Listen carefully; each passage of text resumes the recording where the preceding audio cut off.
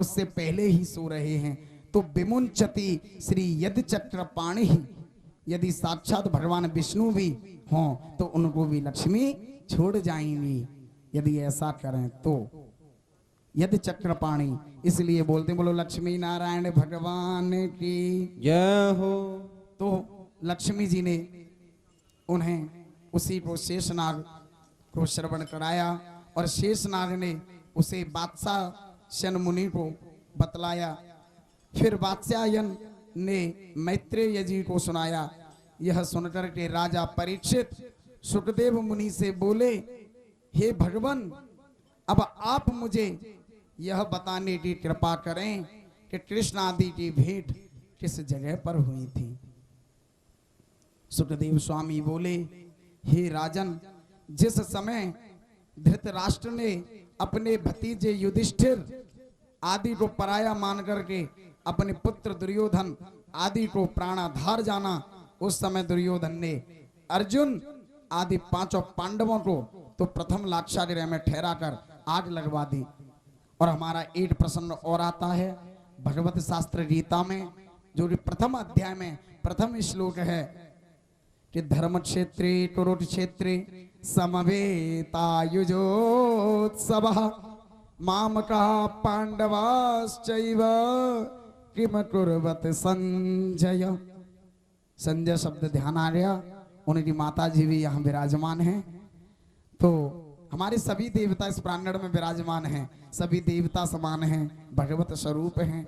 धर्म क्षेत्रे कुरुक्षेत्रे, धर्म क्षेत्र मतलब धर्म के क्षेत्र में, कुरुक्षेत्र कुरु के क्षेत्र में, कुरुक्षेत्र में समवेता युत्सव, वहां पर युद्ध चल रहा है। और हमारे भगवान श्री कृष्ण अर्जुन को संवाद कर रहे हैं और कह रहे हैं, धर्म क्षेत्रे कुरुक्षेत्रे समवेता युत्सव मामकाः पांडवाश्चैव, वो कौरव और पांडवों का जो युद्ध चल रहा है वहां पर आप जाओ। संजय से ऐसा बोल रहे हैं कि उस युद्ध को बंद करवाया जाए।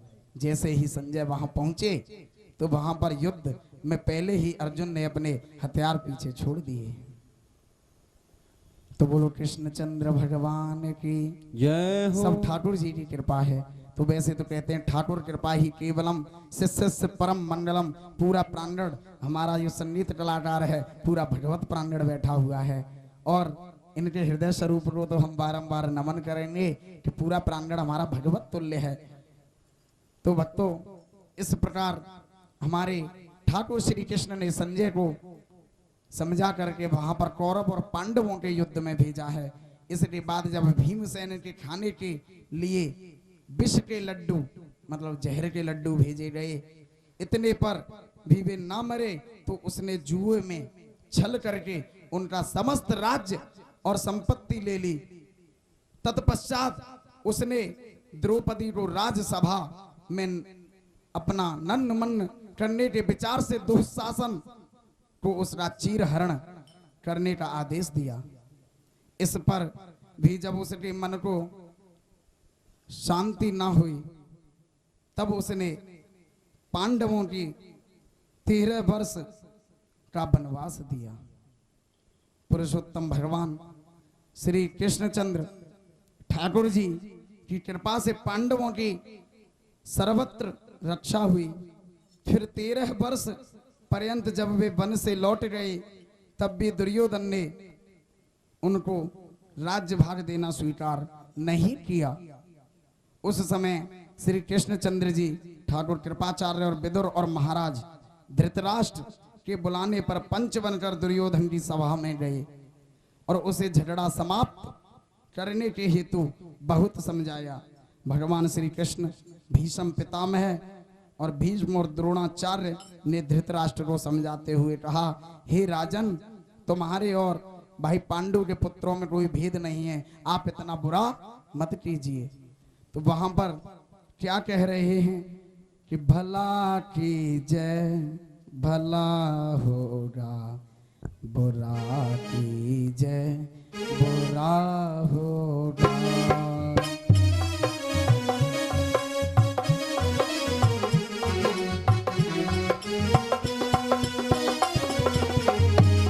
भला कीजिए भला होगा, बुरा कीजिए बुरा होगा। भला की जय भला होगा, बुरा की जय बुरा होगा। भला कीजिए भला होगा, बुरा कीजिए बुरा होगा। भाई लिख लिख के क्या होगा, यही सब कुछ चुकाना है। वही लिख लिख के क्या होगा, यही सब कुछ चुकाना है। सजन बा झूठ मत बोलो, यही वक्त जाना है। सजन रे झूठ मत बोलो, खुदा के पास जाना है। सजन बा झूठ मत बोलो, खुदा के पास जाना है। सजन रे झूठ मत बोलो, खुदा के पास जाना है। भला की जय भला होगा, बुरा की जय बुरा होगा। भला की जय भला होगा, बुरा की जय बुरा होगा।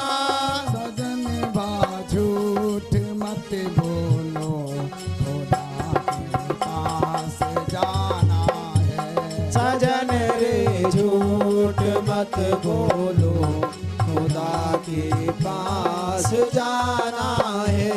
नहाती है न घोड़ा है, वही पैदल जाना है। नहाती है न घोड़ा है, वहाँ पैदल ही जाना है। नहाती है न घोड़ा है, वहाँ पैदल ही जाना है। नहाती है न घोड़ा है, वहाँ पैदल ही जाना है।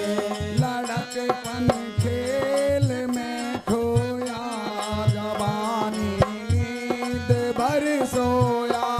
लड़कपन खेल में खोया, जवानी नींद भर सोया। लड़कपन खेल में खोया, जवानी नींद भर सोया। लड़कपन खेल में खोया, जवानी नींद भर सोया। बुढ़ापा देख कर रोया, यही किस्सा पुराना है। बुढ़ापा देख कर रोया, यही किस्सा पुराना है। सजन बा झूठ मत बोलो, खुदा के पास जाना है। सजन रा झूठ मत बोलो, खुदा के पास जाना है। हरि का नाम तू ले ले, यही तो साथ जाना है। हरि का नाम तू ले ले, यही तो साथ जाना है। हरि का नाम तू ले ले, यही तो साथ जाना है। हरि का नाम तू ले ले, यही तो साथ जाना है। हरे रामा हरे रामा, राम रामा हरे हरे। हरे रामा हरे रामा, राम रामा हरे हरे। हरे कृष्णा कृष्णा कृष्णा हरे हरे। हरे कृष्णा कृष्ण कृष्ण हरे हरे। बोलो श्री रमण बिहारी लाल की जय हो। सच्चिदानंद भगवान की जय हो। यज्ञेश्वर जगत जननी गौ माता की जय हो। तो भक्तों इस प्रकार से वहां पर भाई पांडु के पुत्रों में कोई भेद नहीं बताया जा रहा और वहां पर मना कर रहे हैं, परंतु दुर्योधन आदि स्वर्ग को नहीं जा रहे हैं और ना तो युधिष्ठिर आदि तुमको नरक में डालेंगे। ऐसा कह करके वहां पर याचना आपको उचित लगे तो करना कि आप पांचों पांडवों को भोजन मात्र के लायक कुछ गांव देकर ही संतुष्ट कर दो। इसमें आपकी सब प्रकार से भलाई होगी।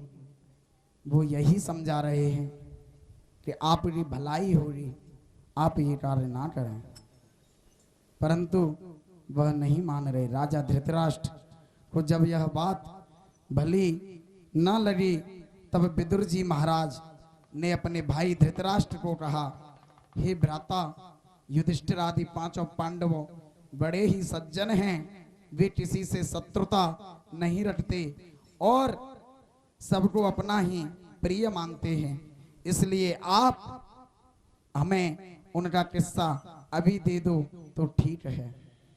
वैसे तो युधिष्ठिर, अर्जुन, भीम, नकुल, सहदेव पांचों भाई इतने बलवान हैं कि वो कह रहे हैं जब गुरु मेहरबान तो चेला पहलवान, कि अगर उनमें से कोई एक भी चाहे तो वह संग्राम में दसों दिशाओं के दिग्पालों को हताश कर सकता है। इसके अलावा भगवान श्री बंसी वाले अनंत कोटि अखंड ब्रह्म श्री श्याम सुंदर उनके सहायक हैं। आप यह तो जान रहे ही हो कि मेरे 100 पुत्र बड़े ही बलवान हैं। 100 तुम यह निश्चय जानो कि भगवान नंद नंद आनंद कंद नंद नंदन से विपरीत चलने पर आप उनका कुछ नहीं बिगाड़ सकोगे। इस अत्याचार से आपका समस्त धन और आपका धर्म चला जाएगा।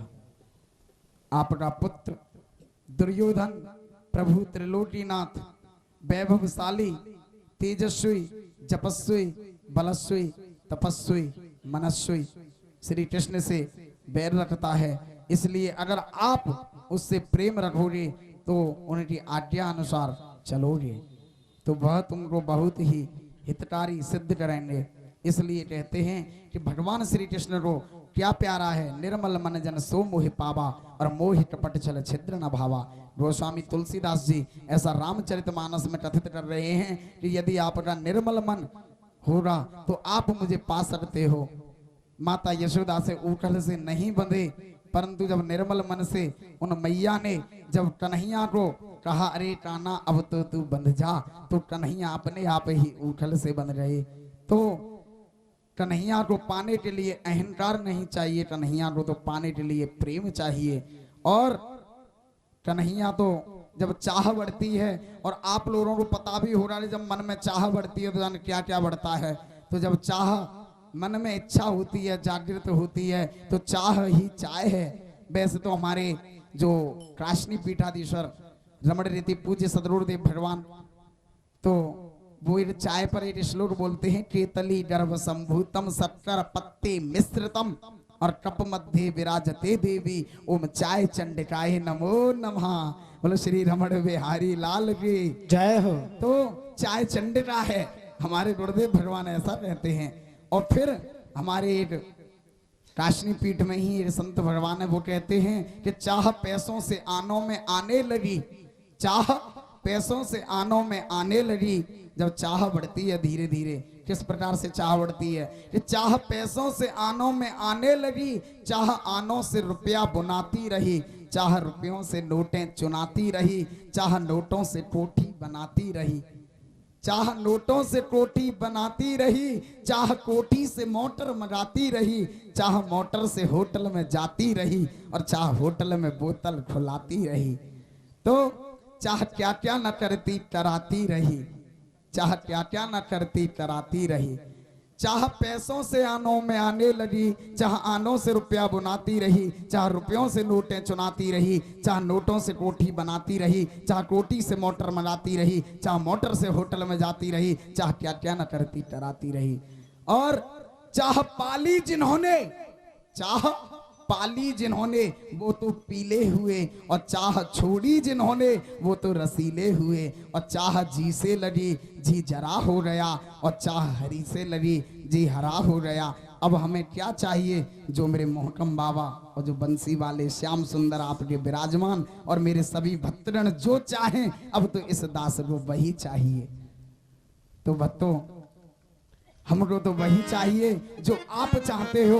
और कहते हैं भजन और भोजन, इसमें एक ही अंतर है, मात्रा का केवल। भोजन में मात्रा लगी हुई है और भजन में कोई मात्रा नहीं है। तो भोजन तो मात्रा में करना चाहिए और भजन बिना मात्रा में। तो कहते हैं